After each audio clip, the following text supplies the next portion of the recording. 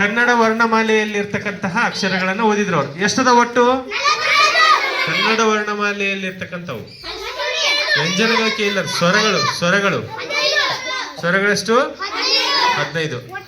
ಹೌದಾ? ಅದರಲ್ಲಿ ಹ್ರಸ್ವ ಸ್ವರಗಳೆಷ್ಟು? ಹ್ರಸ್ವ ಸ್ವರಗಳು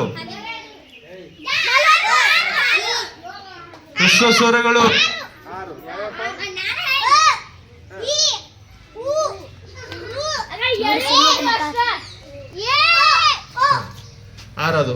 ಆಮೇಲೆ ದೀರ್ಘ ಸ್ವರಗಳೆಷ್ಟು? 7.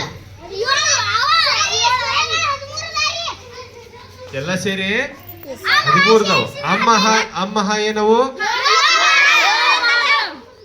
ಅವಕ ಅನುಸ್ವಾರ ಮತ್ತು ಯೋಗವಾಹಗಳಂತಾರ.